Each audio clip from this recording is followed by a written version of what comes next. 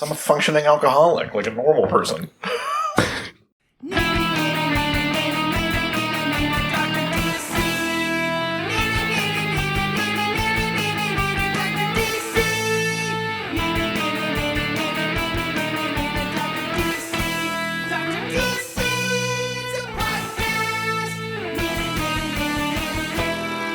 Welcome, residents, to the Dr. DC podcast. My name is producer Richard, and across from me is the Doctor himself. Hello.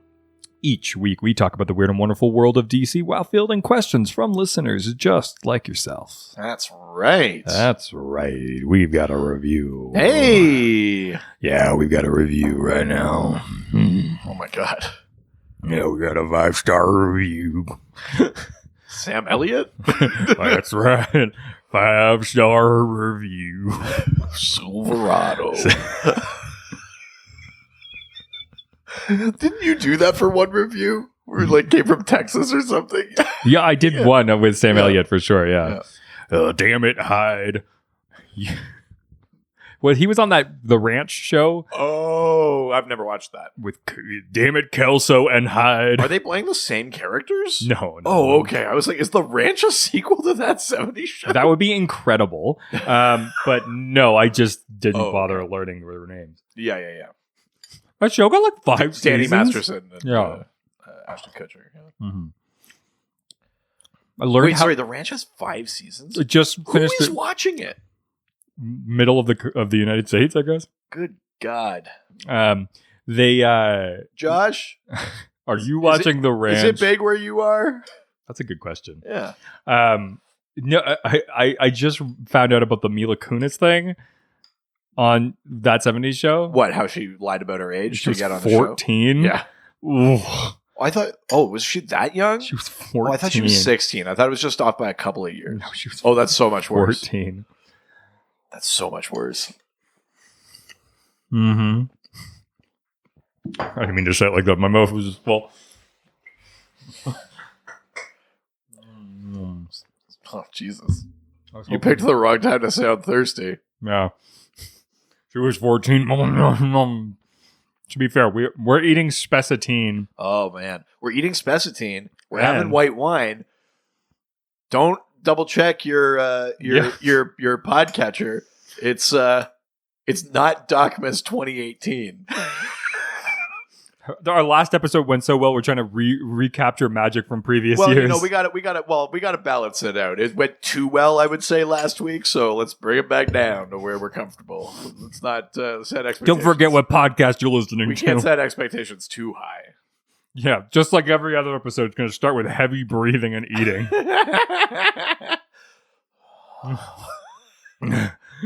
Sorry, belabored breathing. This podcast is coming from inside the house. So what's the review? Oh, yeah. Shit, I forgot what I was doing. Yeah, we got a 5-star review on iTunes Canada. Hey. From Does Not Say. Yeah, it says A of the Fap. Yeah. Oh, that was the name. That was the name. The name is A of the Fap. What is that referring to? The fellow's name is Anthony. Sorry, blowing up your spot here. And he hosts a podcast called the Freaking Awesome Podcast, which I have to assume is... I thought it was like some sort of jerk-off comment. Well, yeah, I mean, I think their Instagram account is like FAP Podcast, and I got to imagine they got a lot of people coming there by mistake. Hey, you know what? That's smart marketing. That's all that is. They're coming there by mistake. Whatever. It said FAP. I'm getting off one way or another. Like when you're younger, you stay up all night to catch some sort of like telenovela at like 2 a.m. and you're like, I'm not sure anything here is going to pay off. And as soon as you see a boob, you're like, this is my chance. Go. I know this isn't the cranking it overdrive. I know this isn't the Patreon episode, but I remember as a kid watching Red Shoe Diaries. Oh yeah. And who doesn't? And we were in the living room. Well, sorry, I was in the living room, and yeah, I like to pretend that the TV show's another person. Yeah, keeps it romantic. And I heard my all the bedrooms are upstairs, and I could hear somebody coming down the stairs. Oh. And I was jerking off. So I like shoved my hand in my pants because I was like, I think that's somebody coming, and I switched the channel to Letterman. Yeah. Well, I just changed the channel. It happened to be Letterman, and they thought you were jerking off to the top 10. Without a doubt. Did they actually? Yeah. My mom, like years later, was just like, "Why were you jerking off to David Letterman?" So your mom actually asked you that? Oh yeah. If my parents ever said anything about anything that they thought about me, it would mortify me. Anything that they thought about you, just anything, good, bad, yeah. Just as if they used your name in a sentence, you just mortifying, crumbling. Yeah, yeah. And I was like, no, I was switching the channel. It could have it's just you in the dark. He goes, and you, it's my trigger word.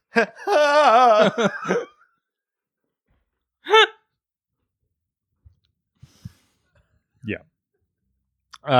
So top 10 ways to pleasure yourself without your mom seeing.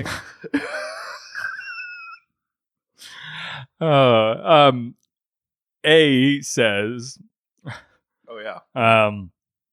As an award-winning podcaster myself, well, what are you doing on a little podcast like ours?" So defensive. I have to say this show is great because the gun's to my head. Yeah. He has no choice. Yeah. See his family.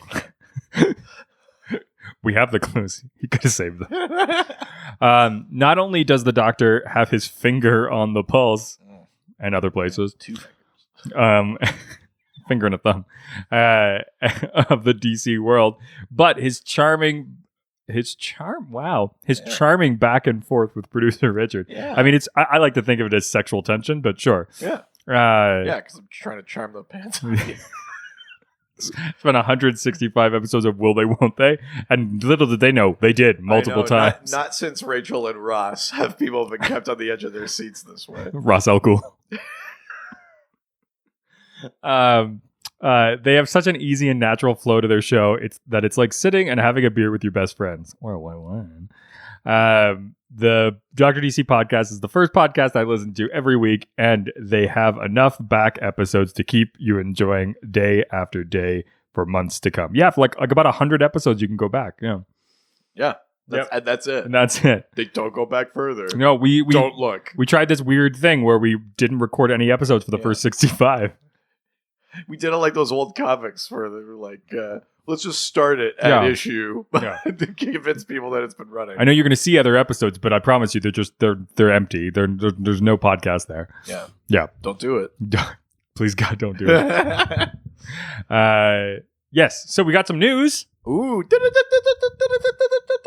at that. Just like having some beers with your friends. Yep. You know when they do the news sound? You when your friend goes, I heard some news. Do. Oh, white wine. First piece of news. Batman Ninja adapted to stage play. Sorry, what? No, it's not. No, it's not. Like here or in Japan? Like a kabuki theater thing or like Western theater kind of thing? Batman Ninja adapted to stage play in a long line of anime projects that have been adapted to the Japanese stage. So, okay. Yeah. But is it Japanese Western style theater or like? I don't know. Let's find out. The Batman is swinging into the theater Shinjuku in Tokyo for a run between October 10th and December 31st. What? The official website is giving a visual teaser to the fans talking until the play releases. From director Junpei Mizusaki and producer Kamikaze Duga. I like that name.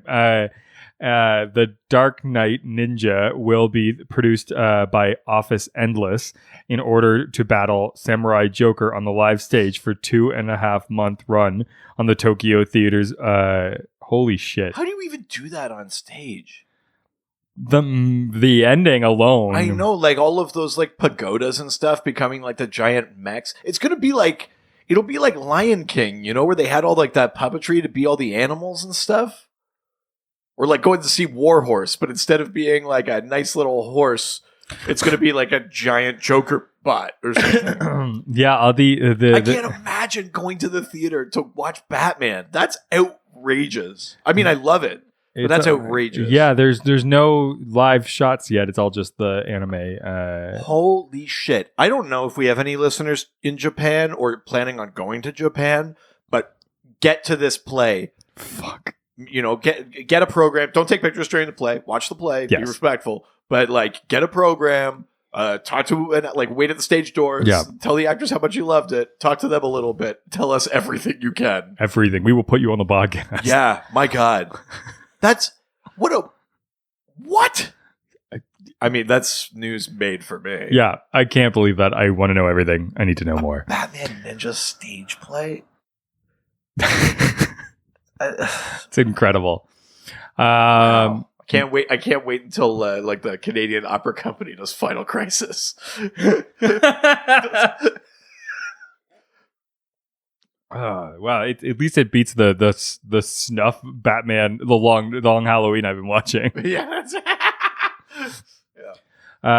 Next piece of news: Batsuit revealed for the Batman movie. Yeah. We're a little behind on this one, but yeah, we got the reveal of the Batsuit. Have you seen it already? Yeah, I have. Yeah. So I mean, the body of the suit looks very sort of tactical, modular. Makes me think more than even the Nolan movies. Yeah, it makes me think of the Arkham games. Yeah, and that's the one that keeps popping up. I think that symbol kind of looks like it's made out of the gun. It's either the gun or it's made to come apart and be two pieces because it looks like it's two pieces. Yeah. But what's interesting is that the cowl does not look like a modular or armory. No, it's like an actual looks like a cloth. Yeah, kind of Kevlar-y cloth. Yeah, cowl, and there's a bit of a collar before the cape. It's interesting. It's a neat blend of things. It certainly looks like a proto suit. If this is supposed to be I know it's not Batman Origins, but it's still supposed to be younger, earlier career Batman. There's definitely some things in the look there that look like it's still early days. It's not full. It's not the highest tech suit. I think this is this movie, and a place that it could reasonably sit is somewhere between the Nolan movies and sort of the Burton movies. Yeah, I feel like there's some sort of fantasticness and some sort of realism. I think it's gonna sit somewhere in the middle there. From all the sort of shots and stuff that we've seen so far have been really on the realism side, but there's a heightenedness to them. I think, but yeah, I don't think it's not shying away from things that are comic booky, right? I don't think it's ashamed to be comic booky. We saw the Bat Cycle. It's just straight up got a bat look on it.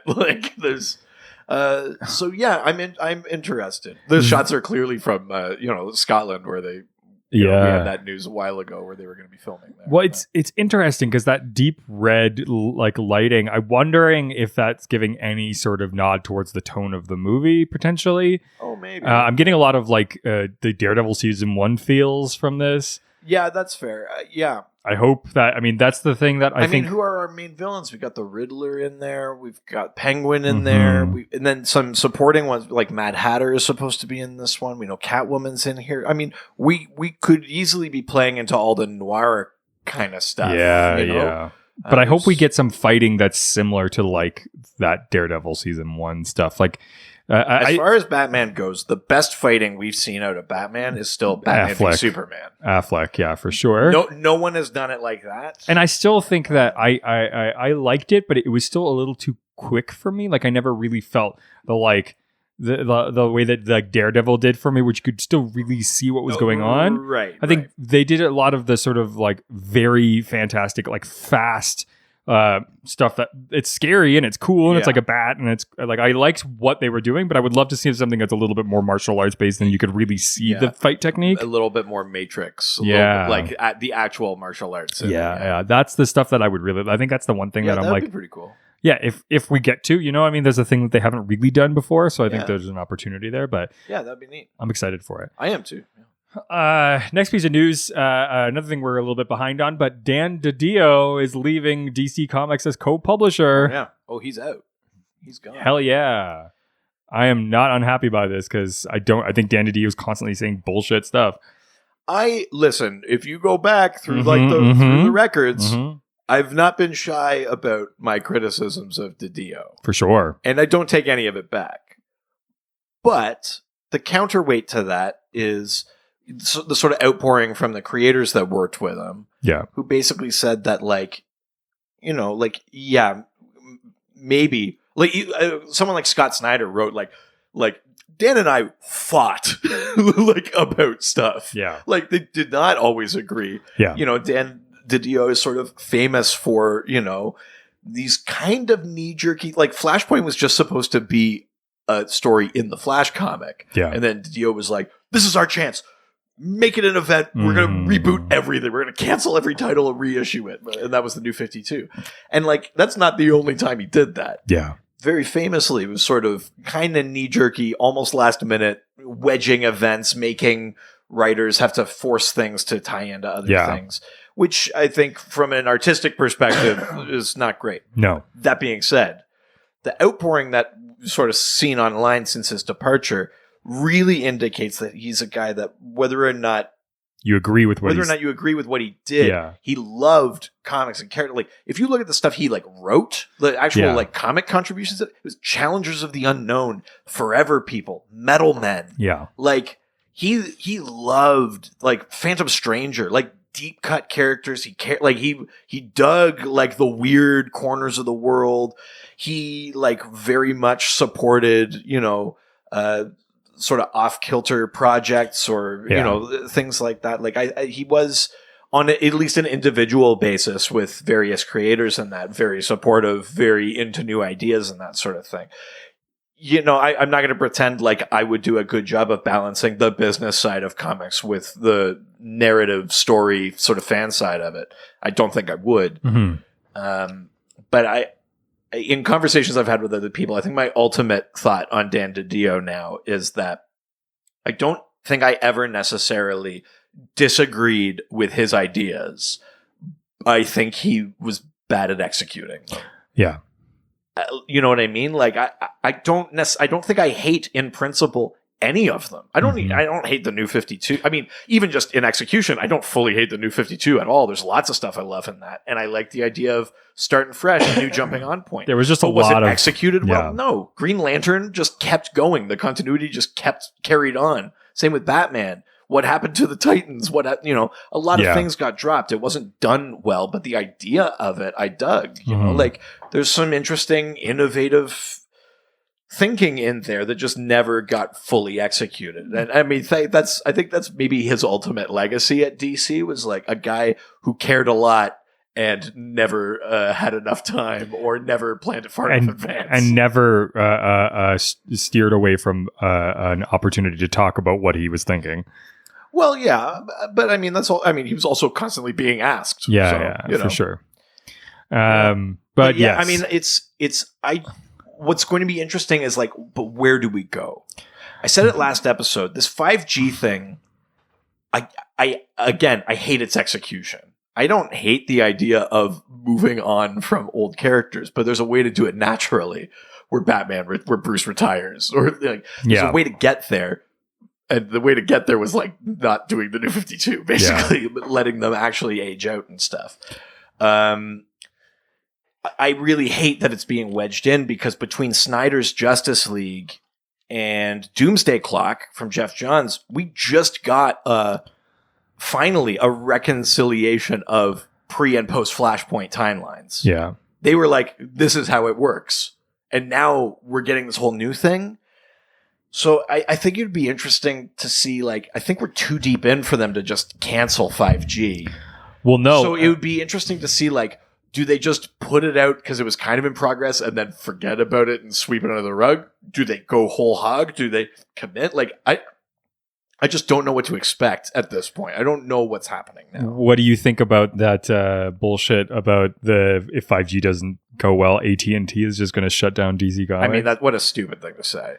There's a couple of those like stupid rumors that are out there. They're all coming from one specific source. By the way, if you ever see an article from a site called Cosmic Book News, just delete it and forget you saw it because it's complete bullshit. But who was the guy that was quoted too as saying it wasn't an artist? Oh, Liefeld or someone stupid was saying that. I mean, if Liefeld spent half the time that he spends peddling rumors learning how to draw a human body, then, we'd be in a lot better position. Is this concerns about the AT&T thing? Like there are in some ways. Mm-hmm. I think the concerns, as always, would be that, I mean, AT&T, if DC made no money, they wouldn't shutter DC Comics. Yeah. Because it's basically a factory to produce IP for Warner's to make for them to, make money off of. The concern would be that AT&T would be like, how come the comics are different from the movies? But that kind of thing, I don't think it would happen, but that's the sort of thing that there's a reasonable worry. I mean, or a reasonable likelihood that something like that might be asked of the editorial or the publishers at DC. Shuttering it or something like stupid like that is never going to fucking happen. I mean, AT&T owns a lot of media companies and has never made a drastic decision based on any of them, so I'm really not concerned. I haven't followed it closely enough. They're like Unilever. They own fucking so many companies. Yeah. But I guess, I don't know that I've followed like the Hollywood news or anything like that enough to see the pattern of them not interfering. Yeah, they really don't. I think... Like, if you look up who they own, it's basically everybody. Like, my concern would just be the comics trying to mirror movies too much. But really, other than that, it's 5G is not going to sink or swim DC Comics. I mean, obviously they want it to do well. You never want something not to do well. It's comics. It's a precarious industry even for the big guns. But it's not like they're like issued an ultimatum or something stupid like that. The other stupid one was like, Marvel's going to take over DC. It's they will not. Well, also, like, Disney would then need to purchase them because Disney's not just going to let Marvel take. Like, that's just not going to happen. Yeah, Warner Brothers isn't going to be like, oh, that's fine. We don't need any money from this. Yeah, but like AT&T owns HBO, TBS, CNN, Turner, Warner Brothers, New Line Cinema, like... Well, all of those make sense. I mean, some of those were already owned by each other because, like, Shazam was a New Line Cinema movie. Yeah. We know that HBO Max is hosting DC Comics stuff. Some of those were already under the Warner umbrella. Yeah. So I think... I don't think too much is really going to change. But, yeah, I mean, if there was a worry, it would be that kind of like, craven corporate marketing kind of worry, not, like... there won't be comics anymore. You know what I mean? No. Yeah, I'm not super concerned about that. But yeah, there's a bunch of bullshit rumors that are going on right now as if DC is not doing very well, which I don't think is also true. But yeah, I mean, certainly from a comic perspective, DC's doing pretty well. At least as well as they've been assuming it's going to do. It's not like it suddenly is hitting some drop. It's not even like DC's an underdog on the comic sales and that. You know, month to month it shifts and that, but like DC regularly tops the like best-selling comics of the month. Yeah. I'm not super concerned about it. And plus, people got coronavirus now. They're inside reading comic books, baby. Yeah, who's gonna want some more cool TV shows? All right. Next piece of news: DC presents Generation 1: Age of Mysteries. Yeah, this will be the first of the 5 of this 5G thing. So the 5 generations are Age of Mysteries is meant to be like the beginning of costumed superheroes.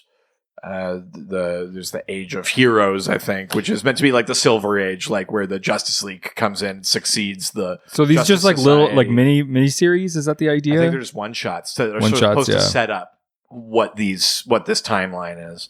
Then there's the third generation is called like the Age of Crisis. Fourth one is I forget what it's called. Oh, Age of Rebirth. And then the fifth one is called Age of Tomorrow. That fifth one is the one where we'll see like Luke Fox as Batman. It's one where we'll see Owen Mercer, the second Captain Boomerang, become the Flash. Mm-hmm. Stuff like that. Yeah, I mean, this Age of Mysteries one is the one I'm probably most excited for, just because it's about the costume vigilantes of like the bygone era. It's about the Justice Society. So I'm probably most excited for that one because we just haven't seen very much of them in recent years. So that's pretty cool. But yeah, again, I mean, I kind of hate that they went to all this trouble of making a timeline that's so pinned to specific years. I think it's kind of silly. We'll see. I have a feeling this event is going to be a thing we forget about. I don't think it's going to stick. No. But I mean, it's always when I say it out loud, I'm proven conclusively wrong later. But, well, hopefully, right? I mean... Well, no, I don't want it to stick. No? No, not really. I liked where we were at after Snyder's Justice League and with Doomsday Clock. I kind of don't want this. Yeah. But this is the first time in a long time that I've really felt this is an overstatement, but felt kind of betrayed by the direction that they're heading, because I've invested a lot in the current timeline. And I was like, I get it. We got to deal with what did things used to be? What are things now? How do we put them together? And I was patient. You know, I waited 2 years for Doomsday Clock. I've been patient through, Dark Knight's Metal, through No Justice, through Snyder's Justice League. Yeah. This is a little bit of again, overstating it because it's just comics, but slap in the face. I kind of, it's not that I don't want it to do well. I always want the comics to sell well. I just want this to be like, what if there was a universe where this was how it went? And then we just put it over here and then go back to what we were doing. Well, yeah, hopefully then. Yeah. All right, last piece of news. New Batman the Animated Series comic on the way. Oh, really? Yeah. Oh, nice. That's awesome. Yeah, I mean, they used to make sort of tie-in comics for like Batman Beyond and Batman the Animated Series and Justice League Unlimited and stuff like that. So, yeah, I think that's awesome. So they're bringing it back. Yeah, Just the animated universe. Yeah, which is great. I mean, I really liked that. Technically, the animated universe is Earth 12, but Earth 12 is also further in the future. So Earth 12 is like Batman Beyond, but it implies that the rest of the animated universe took place before that. So technically, the animated universe is Earth 12. Well, you'll like it. This is part of the multiverse, basically. You'll like the first issue deals with Lex Luthor's arrival in Gotham City and conflict with Bruce Wayne. And conflict with Bruce Wayne. The writer calls this a semi-sequel to the Batman and Superman animated crossover World's Finest, because the events of that are touched on. Nice, that's awesome. So that's pretty cool. Yeah, I love that. Yeah, I think that's going to be really, really great. Great art style too. Anytime you can sort of bring back that like Bruce Timm sort of look, I'm into that. Yeah. Mm-hmm. Yeah, without a doubt. Let's get to this week's theme. Yeah, this was. I'm so surprised at how big this one was. I wouldn't have thought. It's really the 5G of ideas you've had. Sorry, sir. We're talking about hideouts, like secret bases and stuff like that. And we got so many questions. Sometimes we get too many questions to answer in an episode, and then I put them into our mailbag, and we get to them eventually, for documents. But we had even more than those. Got so many, that we're actually just gonna make this 2 episodes. Our first 2-parter. Second. Oh. Well, fuck me then. Last year we did a 2-parter for Sidekicks because it was a. Oh well, that's not the same. Episode. We only got to a couple, and then we got to the rest. That's different. That wasn't. We had so many questions. We just didn't answer that many questions on the first episode. Yeah. Fine. This is the. If it didn't have anything to do with Christian Bale, we didn't answer it on that episode. Have you guys seen The Dark Knight? Yeah, I guess this is the first 2-parter we've earned. Yes. Yes. So if you don't hear your question this week, listen next week. Baby. Because it'll be there. Yeah, that's right. Yeah. All right, well, let's get into it because we got a lot. Yeah, let's do it. Let's go over to Facebook. Going to the face and the book. Going to the Facebook. That's right. I sometimes forget that I'm the one who came up with those, and then I'm disappointed. What, the drops? Yeah. Because they're terrible. I thought I was selling that. No, it's not. Baby, it's not you. It was me. That doesn't make me feel better. Yeah. Now you know what it's like. First question comes from Cody Thoroughly, who's thoroughly invested into this episode. That is right. Thoroughly, you've got a question. Oh. thoroughly. Suffer and succotash. Suffer and succotash. God, this is supposed to be a comedy podcast. Cody asks, this one's going in general. which city is the Hall of Justice in? Do you want to take a guess? Metropolis? Decent guess. But wrong. Stupid. Is it New York? It's not New York. Is it DC? It is DC. Well, there you go. It's in Washington, DC. Yeah, the Hall of Justice traditionally is meant to be in Washington, DC. That makes sense. Although it's possible in the current comics, especially specifically in the current Action Comics run, it's a little. I think it's in Metropolis, just based on what's happening. Based on what's happening in that current partly right. Action Comics run. Point for me. But generally speaking, the Hall of Justice is usually portrayed as being in Washington, D.C. Because it's sort of meant to be. It's not just like a secure facility for superheroes. It's got like a museum portion and like there are tours and like there's areas of public access. It's meant to be like a place that's almost functions as like not quite embassy, but like where can regular people and superheroes kind of meet in the middle. Oh, and it's meant to be like the White House. Well, no, where superheroes exist and regular. Oh no. People who really? finally tell it like it is. Wow. You're waiting until now to reveal that you've been MAGA this whole time? I just want to make the Justice League good again. Only good? Yeah. Not even great. Well, it's not get crazy. Right. Mm-hmm. Yeah, you're one of those reasonable Republicans. Yeah. Wow. Yeah. Yeah. Back when different colored people were from different countries in the DC universe. Oh, no. Yeah. White Wayne. Good Lord. I told you, I did that drunk lecture a couple of years ago about how Lex Luthor is a better president than Trump. Oh, yes. And I stand by it. You're not wrong. Yeah. So, yes, it's canonically in DC, but usually DC, but I suspect, especially based off this current Action Comics run from Bendis and Romita Jr., I think it's in Metropolis. Well, goddamn. Yeah. Next question comes from Adam Upper. I hardly know her. Wow, didn't even do the setup. It just, I hardly know her. I just go straight to the punchline now. Yeah, big surprise. You just go for the money shot. Well, listen, I've got a limited window in which I can make things happen. Gotta go for it as soon as possible. Well, yeah.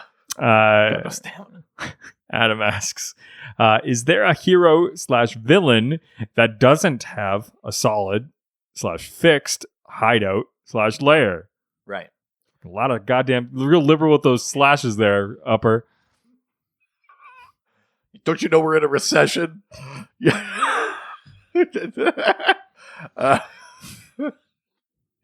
Coronavirus ruined Wall Street. Right. So we're talking about bases that are not necessarily fixed in, let's say, space-time. There's a couple of examples. A good one would be the House of Mystery.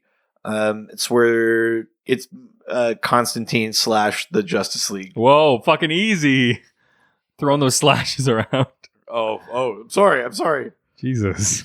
Well, we're in a recession. We got that Patreon money. Oh, yeah. Put some slashes in it. Yeah, Patreon / double dose. Ooh, yeah.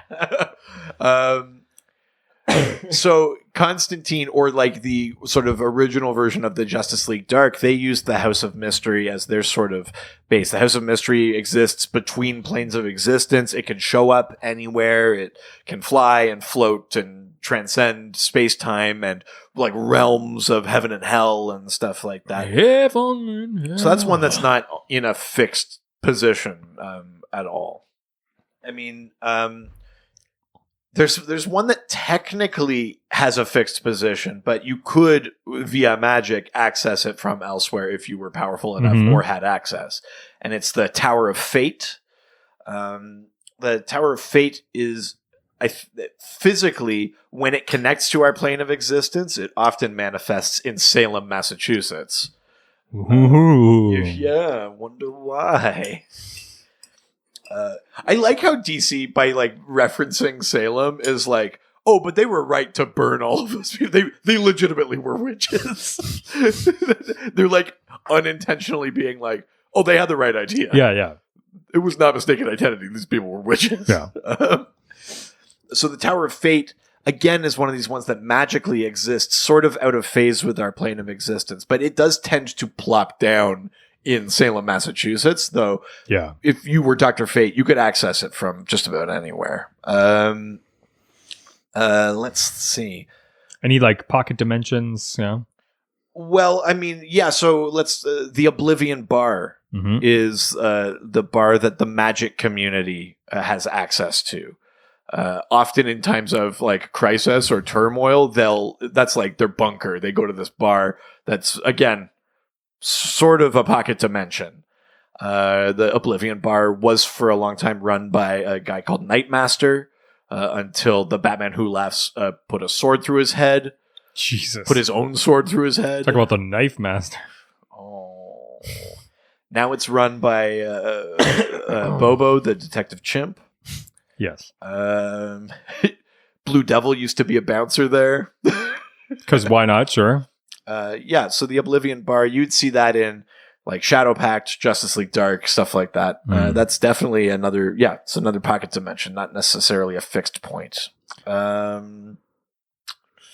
I mean, there are a few others like that. If you're just talking about one that moves, you could talk about the Justice League Watchtower, the orbiting satellite station that the Justice League has. Yeah. Orbits the Earth. Not fixed position other than being in a regular orbit around the Earth. What's that like torture planet that flies around? Oh, Warworld? Yeah, Warworld. Yeah, you could. Yeah, Warworld would not be fixed. You're right. Yeah. So where Mongol is, his base of operations is like basically like a Death Star sort of thing. Yeah. A mobile like battle planet. Yeah. Which is my way of making a synonym for Warworld. Mobile battle planet. Yeah. If you will. A conflict celestial body. There's blood coming out of your ear. Yeah, but I mean, there are a few. It's usually about magic, or it's usually about being in space. Yeah. Typically are like the ones that don't stay put. But yeah, like anything floating around or like in the water. Oh, I see what you're saying. No, not particularly. Like a boat base. No, there's not especially. Black Manta doesn't like. I mean, I don't know if you want to call his boat a base, because I don't think his transportation can be considered a base. But is the Batmobile a base? Well, no, but I mean you have to just sit in there in the boat. You can like walk around it, right? I guess what you're. Yeah, I suppose. Fine then. By that metric, sure. A bunch of boats are people's bases. It could be. There's a bunch of just random fishermen with bases. I guess technically it's a hideout. Yeah, they're all hiding. We're all hiding from something. Yeah. Basically, literally anywhere you are is a hideout, because we're all hiding. It's hiding from so much. You have no idea.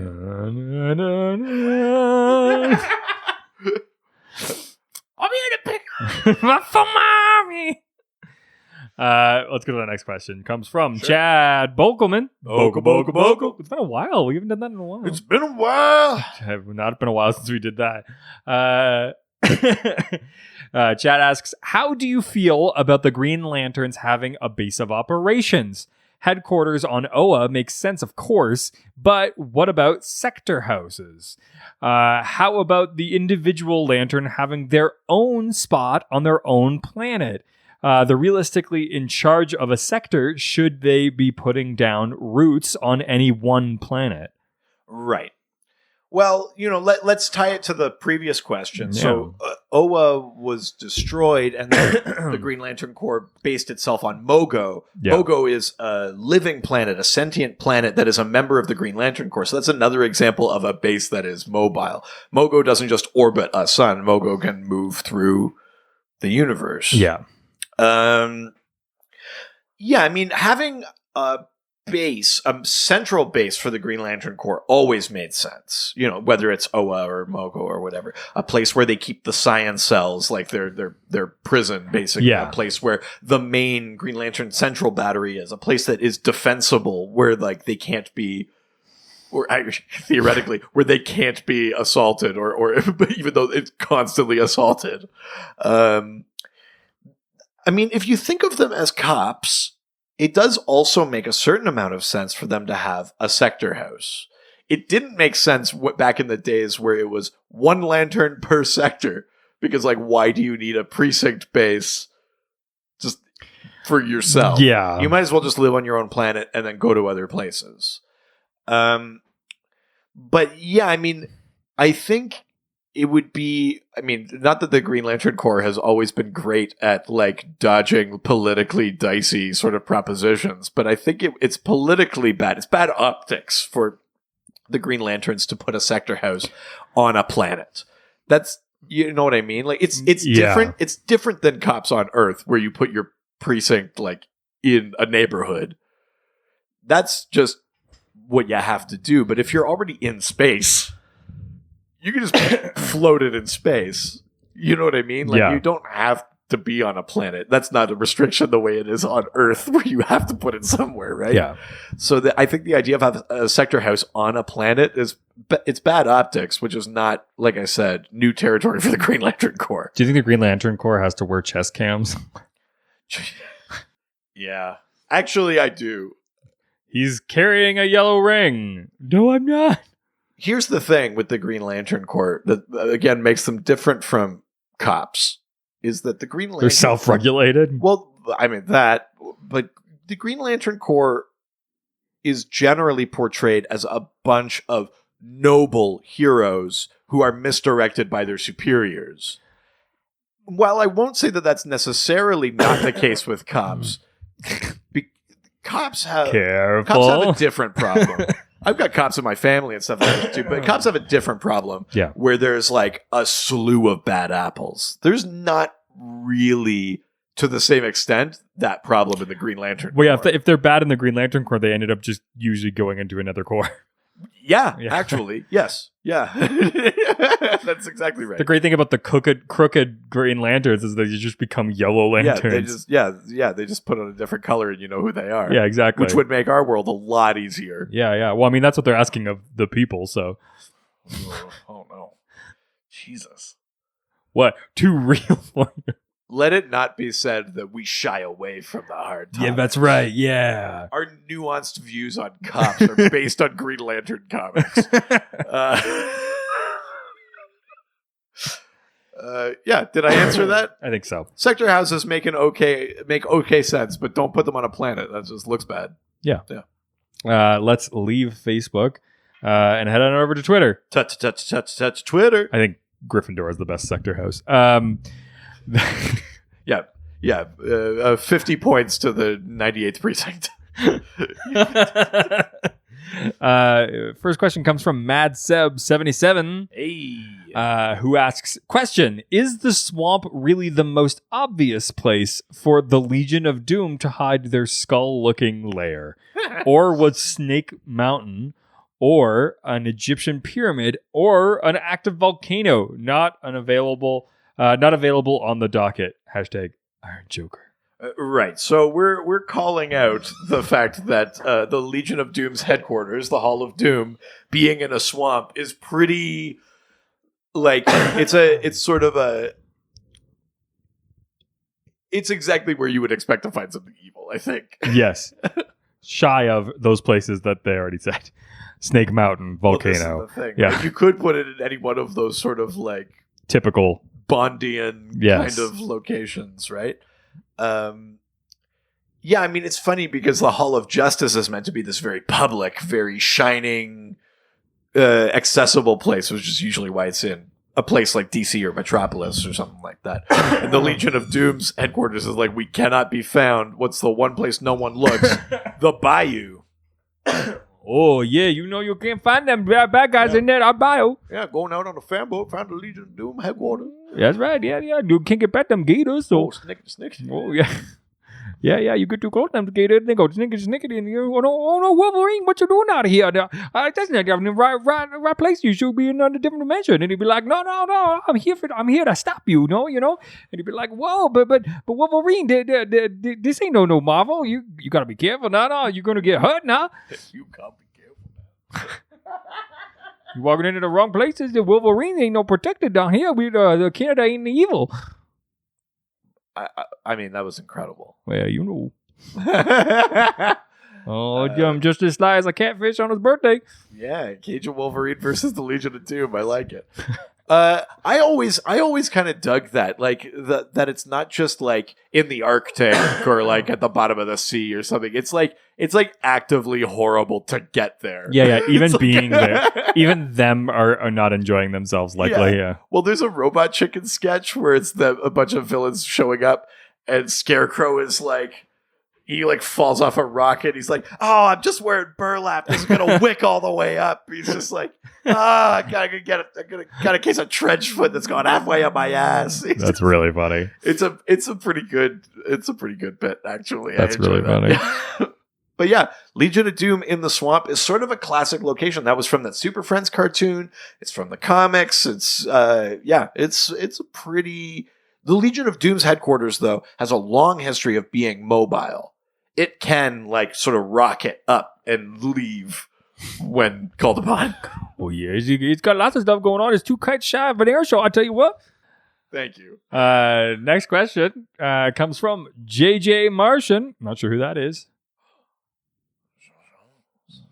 No, I think it might be JJ. Yeah, John Jones couldn't be. Sean John? Superman is Clark Kent. Sean John? Oh my god. Puff Daddy's been the Martian Manhunter this whole time. I mean, it makes sense. Following that logic. Sean Johns. John Johns. John Jones. You can only shapeshift into ill-fitting sweatwear. Puff Daddy's actually the actual original, like, he has the shape from Puff Daddy into a Martian into a random detective. It's been the real secret identity the whole time. Wow. Yeah. JJ Martian asks, Superman has the fortress, Batman has the Batcave. Does Diana have a special place, not counting Paradise Island? Not really. She got that BDSM dungeon. Yeah, she doesn't really. It's not like she goes to like the Wonder Bunker or something. Wonder Bunker. Nice. I was trying not to say Cave of Wonders. Oh, I mean, that's great. Yeah. Diamond in the rough. No, she doesn't especially. And part of that is that like Diana is so relatively untouchable, and also her identity is pretty public. She doesn't really need a secret hideout. She's Wonder Woman. Like, yeah. So right now, I mean, she's just living in Boston. She just has an apartment. She parked the invisible jet at Harvard Yard. Yes. Obviously. But she does not have. No, the closest thing is the island, which the question said I couldn't say. Yeah. So. Really handcuffed me there. Fuck that question. All right, well, let's go to the next fucking question. God, I hate that we do this show. Oh, God, it's just agony. Every single one. They just keep going. I'm only doing this because the judge ordered it. What a punishment. I would have taken jail time. I tried. I begged. And he said, no, the punishment needs to fit the crime. What did you do? Well, technically I signed an NDA with the victim. So I can't really say. Oh, okay. But suffice it to say that the judge thought that prison was too lenient. Good God. So he said, I'm going to make a prison that you can't escape. A prison of your mind. A prison of your mind. And I've been here ever since. Yeah, God. Yeah. 164. I mean, really, if you consider it like really not putting out that many, considering you're here. Every time an episode goes up, that's like me scratching a tally mark on the wall. How long have I been in for? 166 of these. Yeah, the Patreon episodes are you digging behind the poster. Yeah. Hey, every new subscriber we get on Patreon is another inch closer to freedom. That's right. Yeah. Yeah. Andy Dufresne crawled through a Patreon of shit. I mean, if you've subscribed to our Patreon, then you definitely. Next question comes from Craig Red Burr. Come on. No, that can't be it. Is it red in here? Because my name's Craig. I mean, I don't have a better one. Wow, that's such a fucking So I guess that's all we've got. I'm so sorry, Craig. I'm so sorry. I'm so sorry. I tried to save you. Craig asks, does the Authority have the best base ever? It's sentient, massive, able to be literally everywhere at every time, and able to go almost, if not every, plane of existence. Yeah, so the Authority was a superhero team from the Wildstorm universe. The Authority always wins. So the Authority includes characters like Apollo, Midnighter, the Engineer. Bob Seger, the boss. Yeah, that's right. Yeah. Cartman. Well, I'm sorry, he was part of the Authorita. But the Authority is a superhero team from the Wildstorm universe, which in the New 52 folded into the main universe. But we know there's another Wildstorm universe out there where it's just them. Yeah. But yeah, their base was a ship called the Carrier, and it's a shift ship, which means a what? Shift ship. Shift ship. Shit ship. It's a ship. Basically, you like that ship? It traverses bleed space, which is the space between universes. The space between. Oh. On wicked places where we hope to be, safe from the pain. Will I hold you again? All right. This big old funnel voice confused me. I just became another person. Fell into a DMB hole. I can't get out. I haven't been that person in a while. And he wakes up in the morning. Bleed space is between universes. So in that map of the multiverse, the space I'm trying not to say it. The space between all of the worlds is bleed space. A shift ship is just a ship that is capable of traversing between worlds, between layers of the multiverse. So is that the ship that the Legends of Tomorrow use? Is that? Well, theirs is just a time shift. That's a time shift they don't because they only travel through time. They don't travel through multiple. So the TARDIS is a shift ship. Does the TARDIS go to multiple parallel Earths, or just goes elsewhere in time? It's time and relative dimensions in space. But the relative, right? Oh, then I guess, yeah. The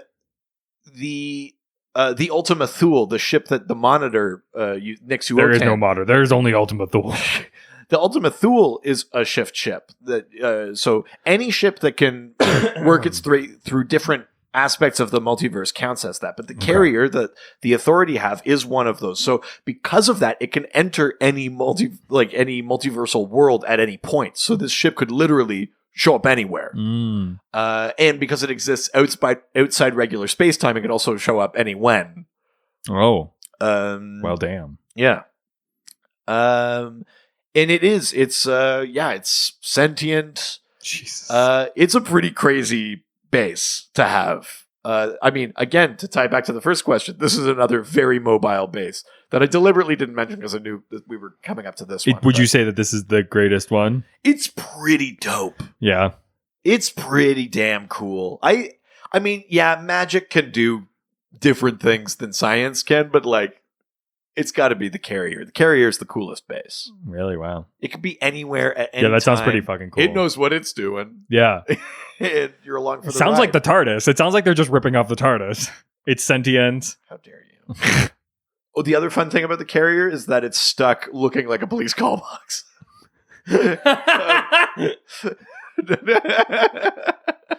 Yeah. Yeah. And it makes this like sound. Also, no person of color is allowed to ride it. Sorry, allowed to control it. I thought there was a new. There's a new doctor. That's a bullshit rewrite, though. It's not my doctor. You're not at all curious, though, because neither of them remember each other. Yeah. So neither one could be the doctor before each other. So who is it? Yeah, but it's not. It's not a canonical. That's not to say the doctor. doctors haven't forgotten who they were before. Because that TV movie with the Eighth Doctor was all about him forgetting who he was. Well, also there's the one doctor, the wartime doctor, which they don't think about. Yeah, the war doctor, which they forgot about. That's right. Yeah, that one. That one makes sense. Love War Doctor. Yeah, was that Day of the Doctor? Is that amazing special? Maybe the best that Doctor Who. I'm sorry. Are you this into the Doctor Who too? Jesus Christ! You have a family? They'll be there when I finish with all my shows. It's the secret, though, is my stories are never done. Cats in the cradle and the silver Daddy wasn't around very much. Little boy blue in the man. They released all of Doctor Who on Hulu. And going there and said, I don't know when, but we'll be together when the comic books are done, son, then. Yeah. I mean, my family probably wants AT&T to shut down DC Comics. Little do they know, there's a lot of other franchises that Daddy likes. Oh, yeah. Oh, good luck shutting down everything I'm crazy into. Poor children. Let's go to the next question then. From our favorite religious representative, Chris Chan. Ooh, Chris Chan. Yeah, getting holy up in this bitch. I hate it when the priest speaks like that. Yo, boys! Time to get religious up in this bitch! For today and today only, the blood of Christ is for loco. Shots!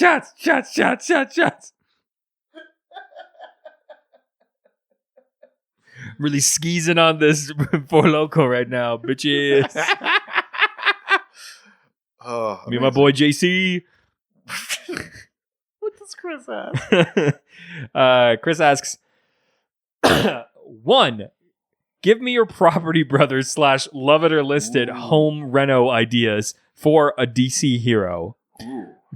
Don't just open concept everything. 2, who / where? God, fucking slashes all over this place. What is this, fucking Walmart? Who / where can you afford a lair in today's property market besides Bruce Wayne / Oliver Queen? Right. So first, Property Brothers Love It or List It, home reno ideas for a DC hero. So we have to choose the hero first and then update their place. All right. Well, you choose. Pick a hero. Okay, I'm going to choose. I'll go Batman. Why not? Sure. So we're going to Love It or List It. The Batcave, or which means Property Brothers. Well, right. Oh, right. Same idea though. But yeah, so we have to do some form of sort of modest reno. Yes, and then let Batman decide if he wants to. Stay or go. So I mean, first thing is, look, I love the natural stone floors, but it's a little bit cold. I'd like to get some in-floor heating and maybe a hardwood. Yeah. I think that would that would really up the value, as well as I think that it's going to be a little bit warm on your tootsies. It's going to be nice. Now the problem with having the wood in there is that he's got all those goddamn waterfalls. I mean, we're going to have to do something about the humidity in that space. So I think what we should do is redirect one of the waterfalls. We're going to dam it a little bit, and then we're going to use some of the plutonium that he uses to power the Batmobile. We're going to make a nice heated pool, a place for relaxation when he's done fighting crime. You know what? Because the nice thing about water is if you make it deep enough, even if it's plutonium in the bottom, the water actually absorbs the radiation and causes no health issues up at the surface. Absolutely. Let's make this a nice little hot springs. We'll get some natural stones surrounding it. It'll be a really nice way to seduce Robin. I like it. It's good. Yeah. Yeah, it's a nice way to relax after a long day of beating the shit out of heroin addicts. Yeah, big issue here. Not a lot of natural light. We need to. That's always been an issue. I'd like to put a skylight in there. Maybe just put a nice box window. I like that. I think that'd be really nice. Yeah. Now I know Bruce has some security concerns, but we've gone out and we've gotten him alarm force. So I think his mind is put at ease. Oh yeah, There's a skylight directly into the Batcave. We actually a skylight that just sits on the lawn of Wayne Manor. Yeah. It's got a sticker on it that says. So if anyone breaks force. in, they go, "This is the alarm force, Central Station." Yeah, gonna keep away. The Joker's not gonna stick around if he hears that. He's gonna fucking alarm force. I'm out of here. No, I'm here for Batman. I'm not here to get in trouble. Yeah, exactly. He's definitely not looking for that. Yeah. So we've got hardwood floors. Yep. We've made a sort hot of pool. a sauna, hot pool kind of area. Yeah. Skylight for natural light, and alarm force to address security concerns. Yeah. Is that's sort of our modest reno? Yeah. I think that's a good. Now here's the real question: does Batman love it or list it? Do you know what? I was really expecting to want to move into a new place. I really feel like I've outgrown this, but you figured out some great use of this area.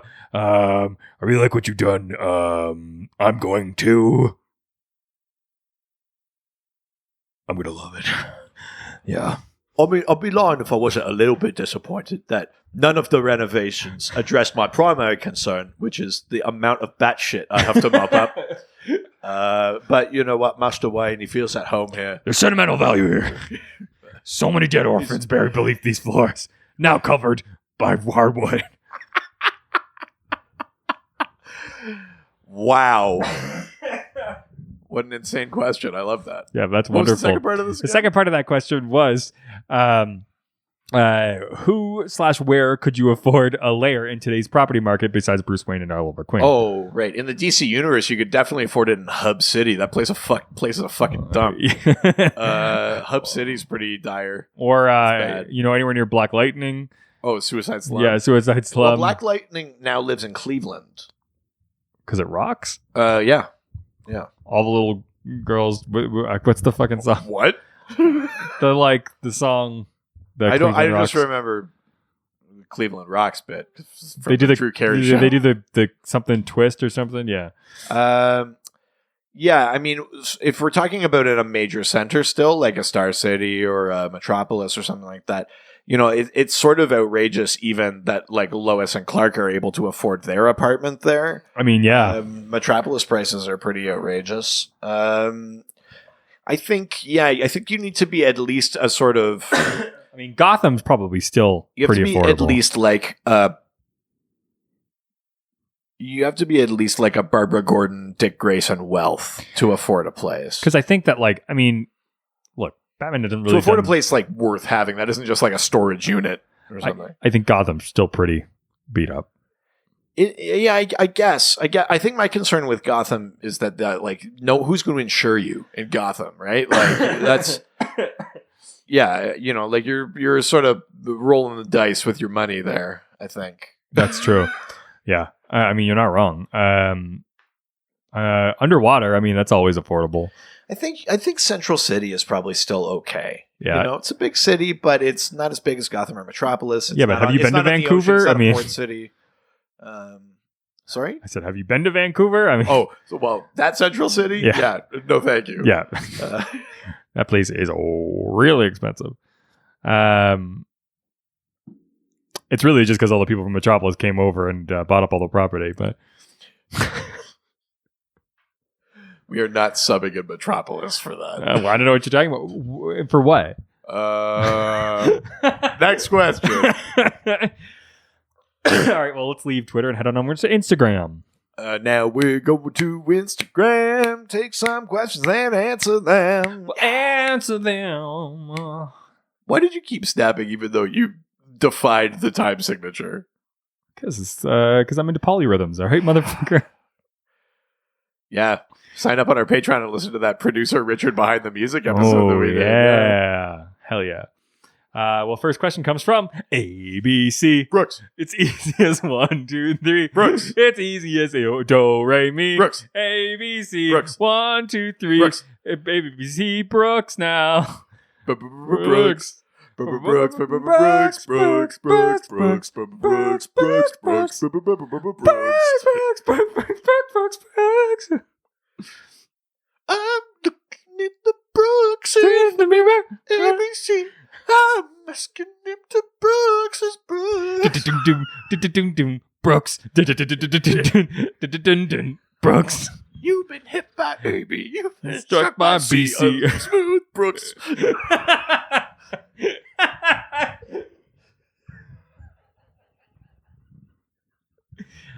Yeah, I think that answers that.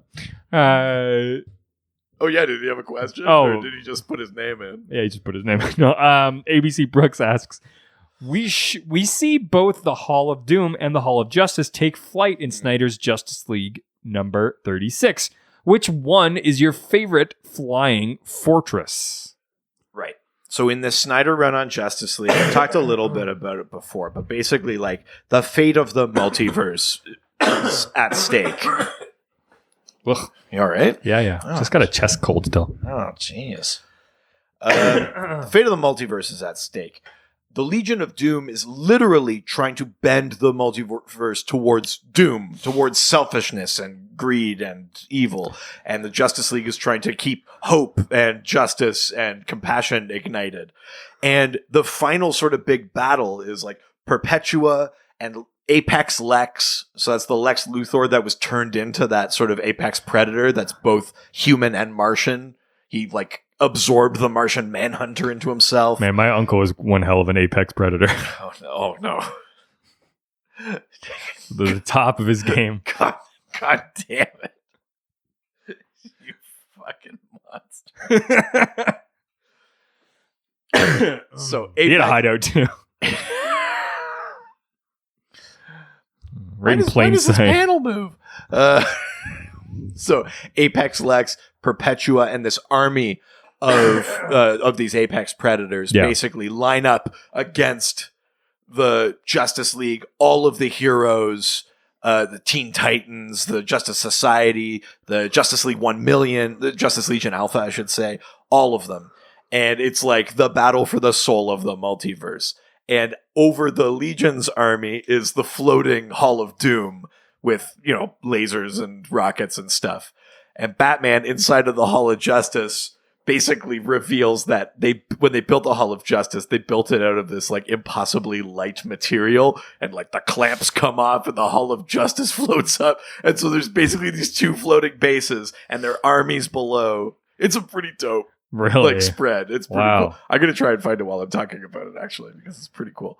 But which one do I prefer? I think it's got to be the Hall of Justice. Partly because I like the idea of that, like, it's not just rockets and stuff. They were like, no, we found this lightweight, like, it's lighter than air. Is that the idea? Yeah, it feels like Justice League-y, where it's not like, we're not gonna like expend all this energy, or we're just gonna be smart. Yeah. We're gonna plan ahead. We're gonna, like, there's something about that I like. I like the idea that this thing that's on the ground supposed to be this shining beacon can like float up into the sky to do the same function, sort of thing. Yeah, I kind of love that. I've got to side with Hall of Justice. Plus, I like the design of it. That arch with the upright pillars. You've seen the Hall of Justice a ton of times. That design is always cool to me. I like the Legion of Doom. It's got a good look, that dome with the sort of oval, kind of almost eye shapes around it. Mm-hmm. But something about the Hall of Justice, it's just so... It's strong, but it's also, there's a lot of glass. It's open. It's like, I don't know. It's just exactly what I would expect from the Justice League. I kind of like that. Yeah. Well, that sounds fucking cool. Yeah. I'm sorry. I'm trying to pull up an image here because I want you to see this friggin' battle, but I might not find it. If I find it before the end of the episode, I will show it to you because I think it's dope. Cool. All right. Well, let's leave. Actually, we're going to stay here. You and your wife bought a house recently, or I mean, in the last couple of years. Yeah. I think there's a way that you guys could update it, though. Oh, okay. How would we do that? You just put it inside of a block of ice. The Iceman Customs. That's right. The next question comes from the Iceman Customs. It's gonna. I'll put a block of ice on it. Yeah, he's gonna pimp your thing by putting it in a block of ice. I like how at different times his thing has been either replacing things with blocks of ice or putting things inside of blocks. Well, yeah. I mean, it's not always about putting a TV in the back. Sometimes it's about putting a hot tub in the back and a TV. Or in your case, pressurized jets. I mean, right in the back. Right in the back. We call that the sweet spot. No. Iceman Customs asks, let's look back at the JLU cartoon and talk about the Watchtower. What is your take on having the League stay up there in space with a cannon above our heads? Right. Was Cadmus just being paranoid? Should the League have another satellite as base of operations in the current continuity? Right. So in that Justice League Unlimited cartoon, the Watchtower, which is a thing from the comics. Along the Watchtower. That's what he was talking about. Yeah. He was talking about the Justice League. They have this orbiting... He's actually just is it Jehovah's Witness? That they're that talks about the Watchtower. Yeah. Yes, it is. Yeah. It's like, are Jehovah's Witnesses into DC? I mean, maybe that's where they got the name. Maybe I should knock on their door. Yeah. Have you heard the word of the presence? Yeah. I'd like to talk to you about the Watchtower. They'd be like, yeah, please come in. And I'd be like, so what did you think of the binary fusion cannon? My God, this guy really religious. He knows more than we do. Yeah, we haven't gotten to the part of the Bible about the binary fusion cannon. And lo, did God splice the atom and aim it at the earth? Amen. So, the Watchtower is this orbiting satellite base for the Justice League. This is a thing they've had in the comics a bunch, and in the cartoon they used it. In the cartoon and in Young Justice, the Watchtower is a secret. Like, in Young Justice, the Hall of Justice is the Justice League's public-facing headquarters. But behind closed doors, they teleport up to the Watchtower, which is their actual base. Okay. So their satellite base is a secret. In the Justice League Unlimited cartoon, Project Cadmus, which is this government organization, learns about the Watchtower and that it has this giant nuclear cannon pointed straight down.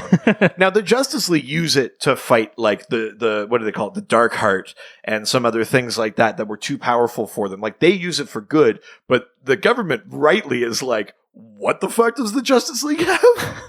And so they start making superhumans and cloning things to try and basically put them on a level playing field with the Justice League. It basically sets off an arms race between the government and the Justice League. Ultimately, the Watchtower, in many versions of the Watchtower in comics and cartoons have crashed to Earth. Sometimes deliberately to save the day in the case of the star-crossed two-parter in the Justice League cartoon. Sometimes because a villain like Despero rips it out of the sky, like in the New 52, right before Forever Evil. I think in general, the Watchtower sounds like a good idea because with the teleporter and being so high up and stuff like that, they're out of harm's way, but they can also quickly get to other places. But there are so many issues with it. Not everyone can survive in space. Not everyone can fly. You still need vehicles. You have to power it. Like, what if your teleporter goes out? What if, like, I think it has too many vulnerabilities. You might as well have something on Earth. You know what I mean? You can still use a teleporter and stuff like that. I think in general, I'm kind of against the idea of the orbiting satellite. It's not like I hate, if I see it in the comics, I don't think like, the Justice League shouldn't do this, but like, there is a part of me that's like, how many of these does Wayne have to pay for and build and then crash into the stratosphere before we stop putting one up there? I think that's a fair question.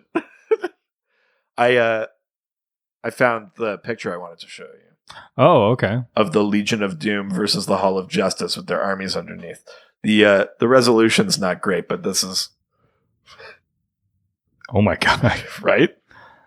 I mean, the other one looks pretty fucking cool. Hall of Doom? Yeah. Well, it's got a sort of Brainiac look to it because Brainiac's part of the Legion. Yeah. But I got to go Hall of Justice, I think. I'm going to go Hall of Doom. You would. That's what I call my asshole. The Hall of Doom? Oh my God. Not since I got that bidet, baby. Oh man. I'll call my penis the Watchtower. Call it my binary fusion cannon. All I know is it rises when my Hall of Doom rises. It's always pointed straight down. Yeah. Well, I mean, you only have half of one now. So. Yeah. Vasectomy. I can only do that pile drive. Really got to have to jump off a platform to really use it. Jesus. Good God. I think I answered that one, right? Sure, why not? Did I not? I wasn't listening. Let's leave Instagram and head on over to email. Check the email. I hope it's from a female. Michael. Oh, I hope it's from a female. Michael, that was amazing. Do you know what, though? I think we're in trouble. Oh, no, what happened? Last week, I heard about this other radio station that was vomit-themed. I think it was called The Chunk. Oh, welcome to the chunk. 103.7. If you're gonna spew into this. I'm gonna be sick. Oh, I feel better. Oh, you feel better? Better get a bucket. I'm gonna throw up. The Chunk. Oh, that's not so good for us. We don't puke, not even once. I think we're a little bit more elevated than that. Oh, It's me, a yeah. surfer dude named Jake, and you, legendary musician Michael McDonald. Yeah, they really come for the big ideas here. We got a lot of maturity. I think I had too much maturity for breakfast. 103.7 The Chunk. Oh, no. We're throwing up the greatest tunes of the 80s and 90s. Oh, that's not good. I'm gonna run away, but I can't because I'm sick and I'm gonna throw up. Oh, no, here it goes. 103.7 The Chunk. Now with Michael McDonald. No, Michael, you left me. I had to sell it. Need to pay them bills. Got a lot of kids from people I do This not is the know. greatest betrayal of all time. Jesus, Caesar, and now me. Sorry, got a lot of child support to pay. So many kids from women I do not know. 70s and 80s were a blur. I know I started it, but what an insane tangent this was. And completely unjustified. Yeah, so now canonically, Jake is alone. Yeah, and Michael McDonald sold out. And Michael works. McDonald is sold out, and now he works for the Chunk. We'll be back after the break. Bleh. So we've got the email. Oh, yes. Sorry, this email comes from Colin. Why did you say that name? What's in the box? The email, Zeppelin Inspector at conspiracy.com. What the fuck? I don't know. I refuse to take the fucking fall for this accident that happened. How could it be me when I was working at this radio station? Ask the Chunk. That's my alibi is airtight. Unlike this bag I'm spewing into. Yeah, I was too busy. That's nasty. I was too busy throwing up the hits from the 70s and 80s. Zeppelin Inspector at conspiracy.com. You're not funny, whoever you are. And you think it's fucking funny? And that's about as hidden as JJ Martian. I didn't have anything to do with it. Yeah. Okay? Yeah. I may have loosened a few screws, but that could have just been because they were too I tight. meticulously studied the guard rotations at the Zeppelin yard doesn't mean anything. Everyone knows that Zeppelin balloons don't burn at... Zeppelin truther. We've done a lot of truther jokes lately. I don't know what that says about us. That we don't believe in 9/11. I don't think the Zeppelin ever crashed. I think the towers are still there. I don't even like that one. I don't like that joke. I want to take that one back. It was just all the Jews inside that Zeppelin. I found the line. I floated by it in my Zeppelin. There goes my truth, Zeppelin. Wow. Yeah. Is that a Chili Peppers? Yeah, it is. Sung by Michael McDonald. There goes my truth, Zeppelin. What does Colin ask? If that's your real name. If that even is. You're not a ghost. You can't haunt me. That's not now. I've moved on. No, I did that project. Now you can't Life is good. Yeah. I did that video. Now you can't keep calling me. Super specific. Literally that only for me. But I'm going to listen back to this one day and be like, oh yeah, I remember that. No, you won't. No, I won't. I'm never going to listen to this podcast. What are the most unique alternate takes of standard hideouts / bases on parallel worlds? So it's the Batman's cave and another planet. And do you know the thing is that you don't necessarily always see. No, I can't imagine you would. Things. But for example, Earth 23. Where President Superman. Yeah. The Earth where it's predominantly black heroes. Yeah. President Superman has like a whole section of the Oval Office that is now like his, I think he calls it his Oval Office of Solitude. I think it's been called that or whatever. Like, so it's part Oval Office and part has these upgrades from Brainiac that make it like a secret base for him. Yeah. He's got like a thing in Air Force One too, so he can get out of the plane and go fly off, and a robot will take his place for a bit and stuff like that. I mean, that's kind of a version of a thing from a parallel Earth. I think it's safe to assume that on Earth 13, which is like the sort of Twilight magic world with the super demon, where basically Etrigan is launched from the planet Camelot with a K and lands on Earth and becomes the super demon. I think it's fair to assume they don't just have like a building. They probably have some sort of like twisted castle or something like that where they're based out of. Let's see. What are some other ones we can think about? I think like the Chibi, like the Lil League from Earth 42 probably has like a clubhouse. You know what I mean? It's technologically advanced, but it's probably like fun and like kid-like. Yeah.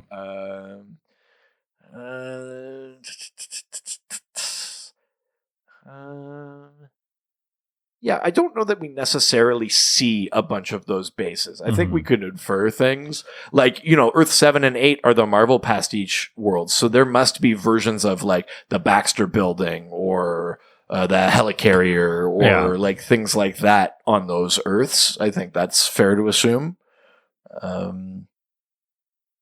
Yeah, I can't think of a good extra, like another one offhand, but I think there's some fun.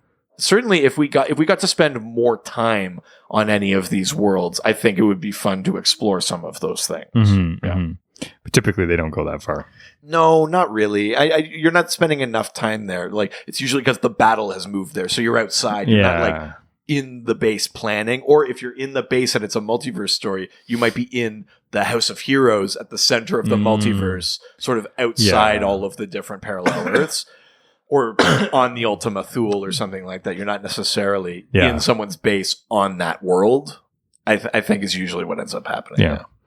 All right. Well, that is the last question. But before we move on, we've got something sent in from DJ Mal Brooks. Ooh, all right. Who says, design / describe the lair of your #dial doc this week. Ooh, that's good. Yeah. I like that. So it means we both have to create a dial doc and its base. Yeah.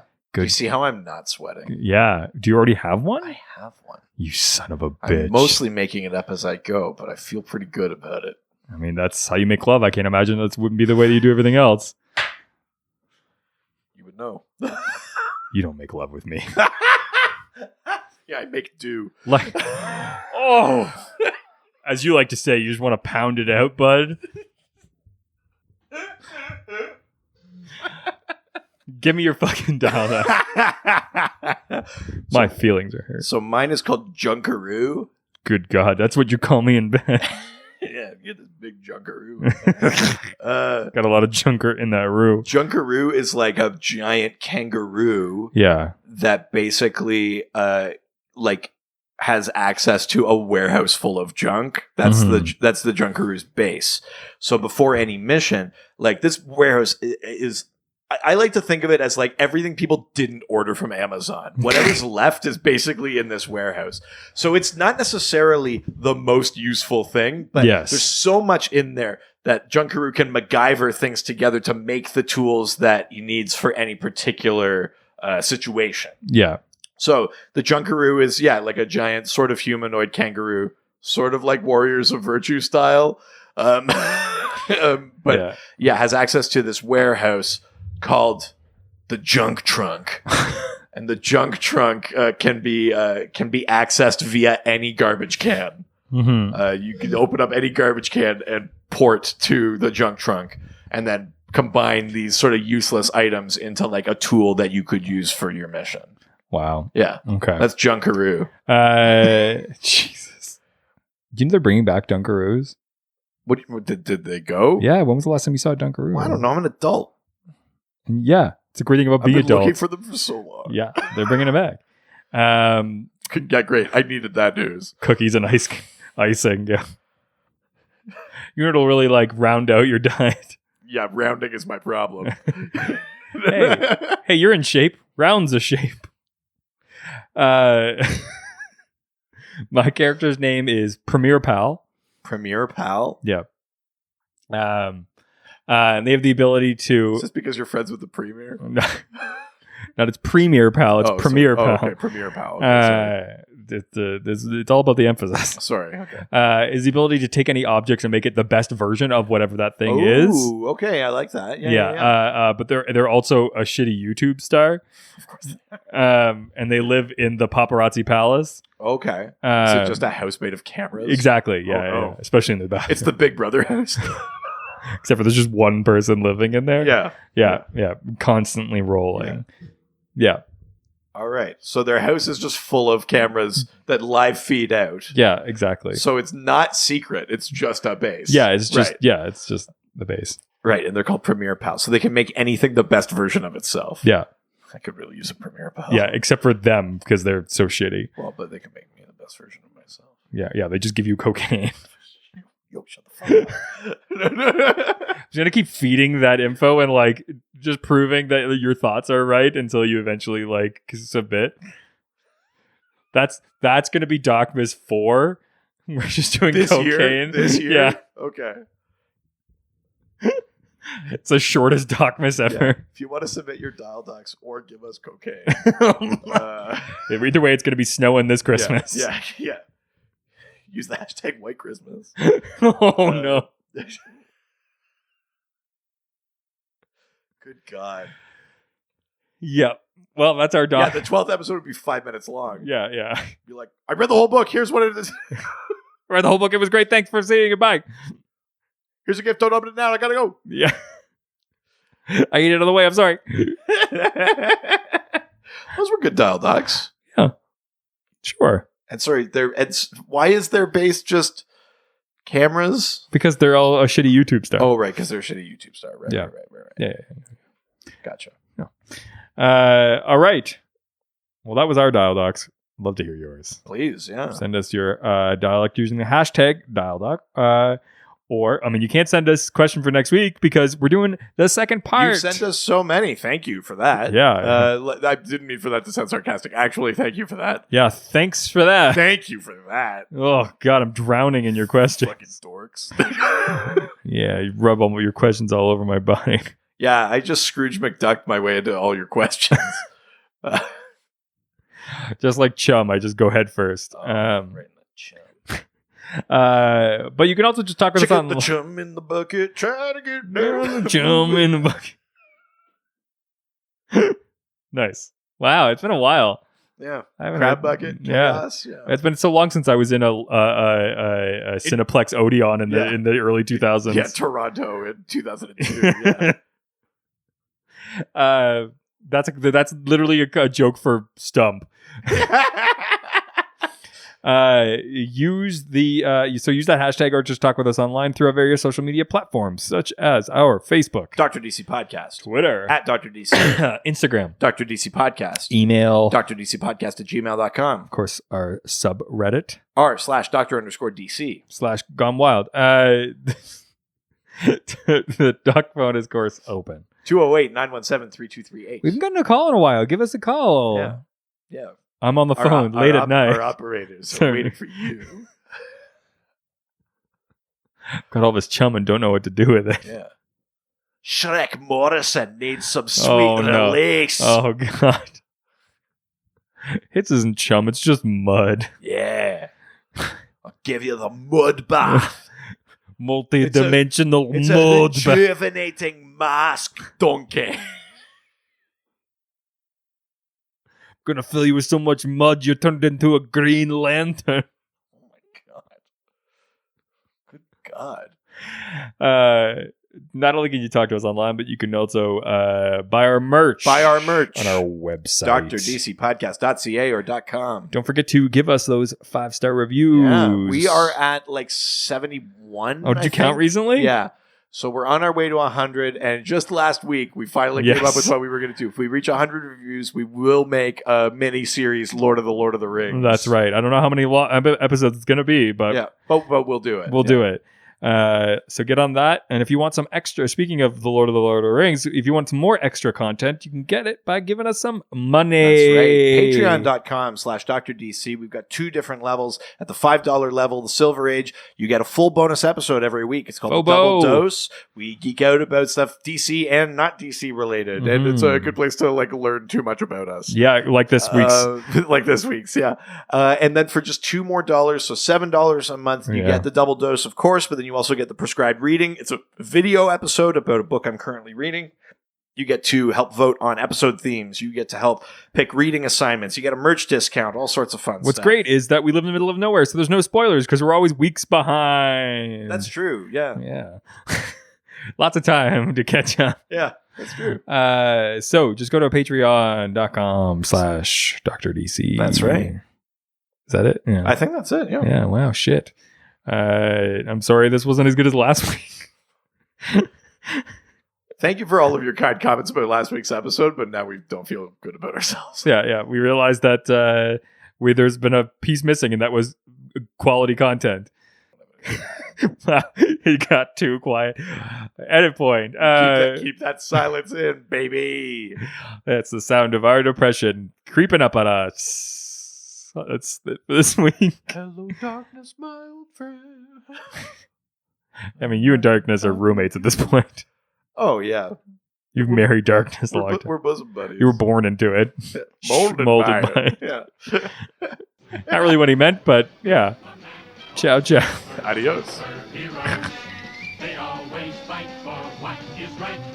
Live with danger and adventure. They are This was a Brain Freeze podcast. Did we just come up with depressed Bane? I think so. Hello. I don't really feel like getting up. Just one more episode. I think I might order in again. I'd like 2 large pepperoni pizzas. Yes, of course I want the dipping sauce. You think this gives you power?